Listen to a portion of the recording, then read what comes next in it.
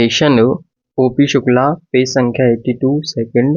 Yes अध्यक्ष महोदय, इस प्रस्ताव को पेश करते हुए हमारे माननीय सदस्य ने जो विचार व्यक्त किए हैं मैं उनसे पूर्ण रूप से सहमत हूँ। माननीय मंत्री जी ने यह स्पष्ट कहा है कि सरकार ऐसा कोई कदम नहीं उठाएगी जो मजदूरों के हित में ना हो।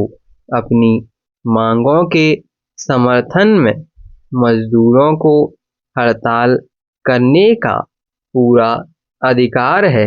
सरकार उनके इस अधिकार पर किसी भी प्रकार का अंकुश नहीं लगाना चाहती। उनके इस आश्वासन को देखते हुए इस बिल का औचित्य ही समाप्त हो जाता है।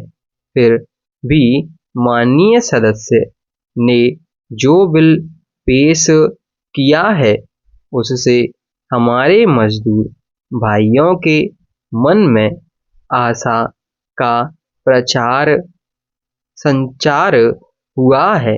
मजदूरों के मन में यह शंका थी कि उनके साथ अन्याय हो रहा है। हम चाहते हैं कि सरकार ऐसी व्यवस्था करे जिससे मजदूरों को हड़ताल जैसे हथियार का सहारा ना लेना पड़े। यदि ऐसी व्यवस्था हो जाए तो मजदूरों को हड़ताल करने की आवश्यकता ही नहीं पड़ेगी। मजदूर अपनी इच्छा से हड़ताल नहीं करता, उसको हड़ताल करने के लिए मजबूर किया जाता है। ऐसा करने से उसे कोई प्रसन्नता नहीं होती।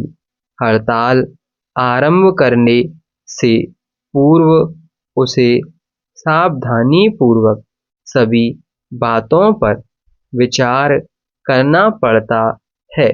हम चाहते हैं कि मिल मालिकों और मजदूरों के बीच सभी समस्याओं में सरकार हस्तक्षेप करे और उसका समाधान करे।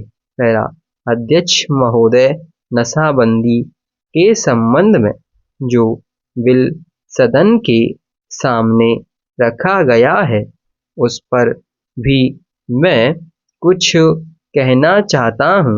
इस बिल में अनेक बातों का जिक्र किया गया है। इसकी कुछ महत्वपूर्ण बातों पर मैं कुछ कहना चाहता हूँ।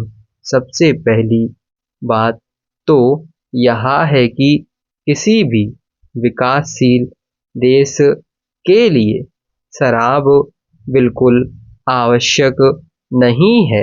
यदि हमें अपने देश के सामाजिक जीवन को ठीक प्रकार से रखना है तो उसके लिए लोगों के दिमाग को ठीक रखना होगा। प्रत्येक धर्म ने शराब का विरोध किया गया है। शराब के कारण आर्थिक हानि होने के साथ साथ नए नए अपराधों का जन्म होता है। इससे सबसे अधिक हानि गरीब लोगों के परिवारों की होती है। जब किसी आदमी को शराब की आदत पड़ जाती है तो वह सारा पैसा शराब के ऊपर खर्च कर देता है। नशाबंदी का प्रचार स्वतंत्रता के पूर्व और बाद में भी किया गया। सभी नेताओं ने कहा है कि नशा आदमी के लिए अच्छी चीज नहीं है और इसका उपयोग नहीं करना चाहिए। स्टॉप।